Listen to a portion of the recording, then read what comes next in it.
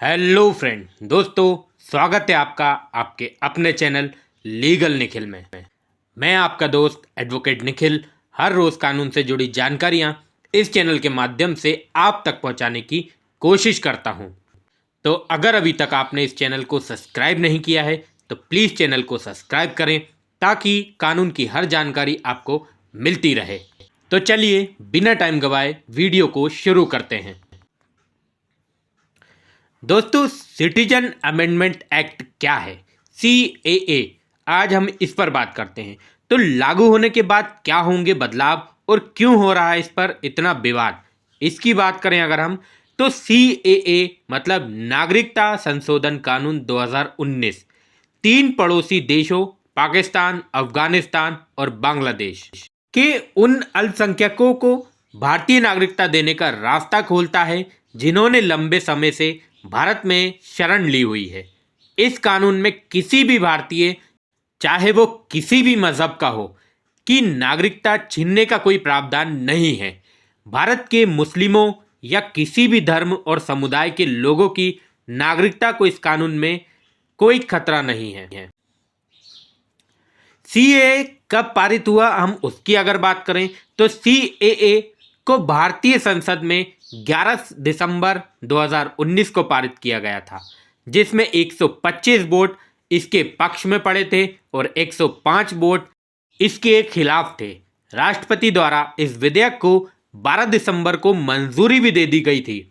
मोदी सरकार और उसके समर्थक जहां इसे ऐतिहासिक कदम बता रहे हैं, वहीं विपक्ष मुस्लिम संगठन द्वारा इसका काफी विरोध किया जा रहा है।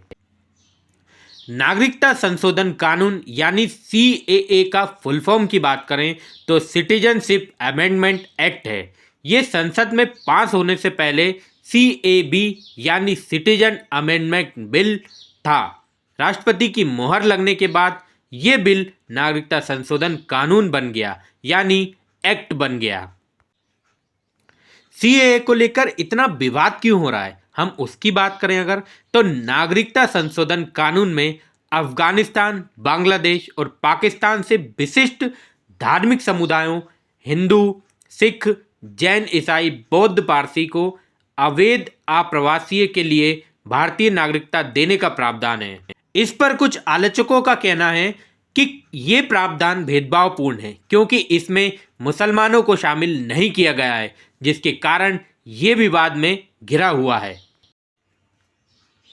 CAA में अब तक मुस्लिमों को क्यों शामिल नहीं जोड़ा गया है या शामिल नहीं किया गया है, तो गृह मंत्री अमित शाह ने नागरिकता संशोधन कानून को लेकर संसद में बताया कि अफगानिस्तान, पाकिस्तान और बांग्लादेश मुस्लिम देश हैं।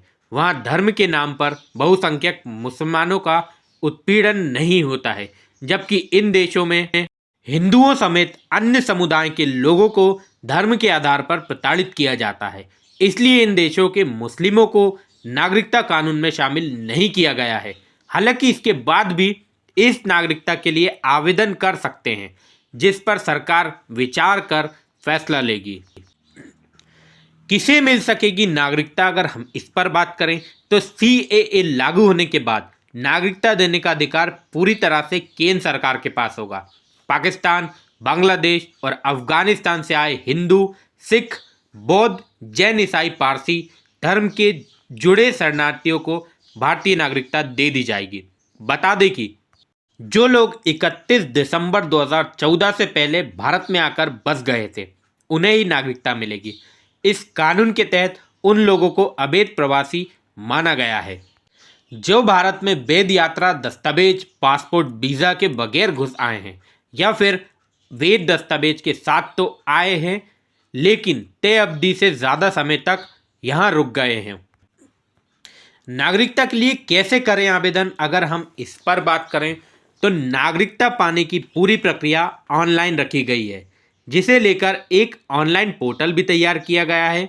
नागरिकता पाने के लिए आवेदकों को अपना वह साल बताना होगा जब उन्होंने बिना किसी दस्तावेज के भारत में प्रवेश किया था। आवेदक से किसी तरह का कोई दस्तावेज नहीं मांगा जाएगा। नागरिकता से जुड़े जितने भी मामले लंबित, उन सबको ऑनलाइन ट्रांसफ़र कर दिया जाएगा।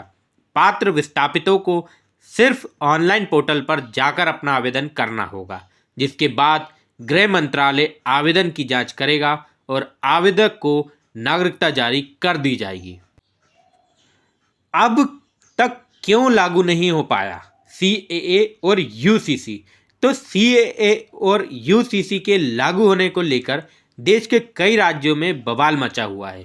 कई राज्यों में सीएए और यूसीसी के खिलाफ विरोध प्रदर्शन देखने को मिल रहे हैं, जिसके कारण ये कानून लागू नहीं हो पाए। कई राज्यों में लगातार हो रहे विरोध प्रदर्शनों को देखते हुए केंद्र सरकार ने भी अपने तर्क पेश किए।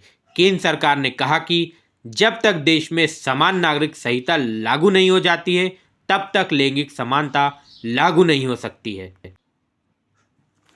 क्या है यूनिफॉर्म सिविल कोड? अब हम उसकी बात करते हैं। तो यूनिफॉर्म सिविल कोड को लेकर एक बार फिर से चर्चाएं तेज हो गई हैं।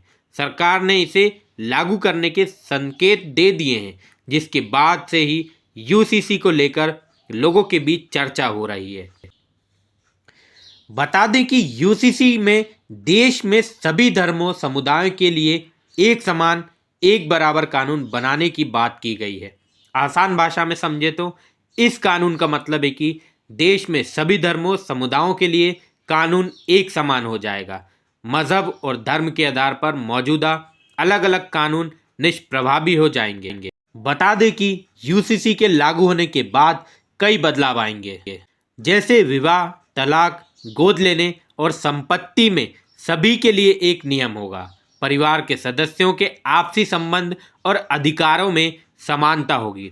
जाति, धर्म, परंपरा के आधार पर नियमों में कोई रियायत नहीं दी जाएगी। किसी भी धर्म विशेष के लिए अलग से कोई नियम नहीं होगा। क्या है यूसीसी की संवैधानिक वैधता? तो यूनिफॉर्म सिविल कोड संविधान के अनुच्छेद 44 के तहत आता है, जिसमें कहा गया है कि राज्य पूरे भारत में नागरिकों के लिए एक समान नागरिक संहिता सुनिश्चित करने का प्रयास करेगा। इसी अनुच्छेद के तहत इस यूनिफॉर्म सिविल कोड को देश में लागू करने की मांग की जा रही है। अब हम बात करते हैं कि यूसीसी के लागू होने पर क्या होंगे बदलाव। तो यूसीसी के लागू होने के बाद शादी, तलाक, संपत्ति और गोद लेने जैसे मामले, वहीं हर धर्म में शादी और तलाक के लिए एक ही कानून होगा। जो कानून हिंदुओं के लिए होगा वही दूसरों के लिए भी होगा। बिना तलाक के एक से ज़्यादा शादी नहीं कर सकेंगे। शरीयत के मुताबिक जायदाद का बंटवारा नहीं हो सकेगा। ये तो हो गई बदलाव की बात। अब यूसीसी लागू होने से क्या नहीं बदलेगा उसकी बात करें तो यूसीसी को लेकर लोगों के दिमाग में कई तरह की कहानियां चल रही हैं, जिसके कारण ही कई लोग इसका विरोध करते हुए दिखाई दे रहे हैं, क्योंकि असल में उन्हें इसके बारे में तरह तरह की भ्रांतियां हैं। जान लीजिए कि यूसीसी के लागू होने से क्या नहीं बदलेगा। तो यूसीसी के लागू होने के बाद लोगों की धार्मिक मान्यताओं पर किसी तरह का कोई भी फर्क नहीं पड़ेगा। वहीं यूसीसी लागू होने के बाद धार्मिक रीति रिवाजों पर भी कोई असर नहीं पड़ेगा।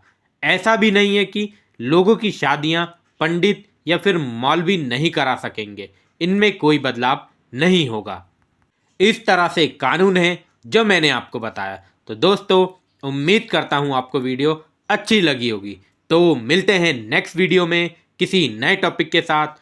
तब तक के लिए जय हिंद, जय भारत।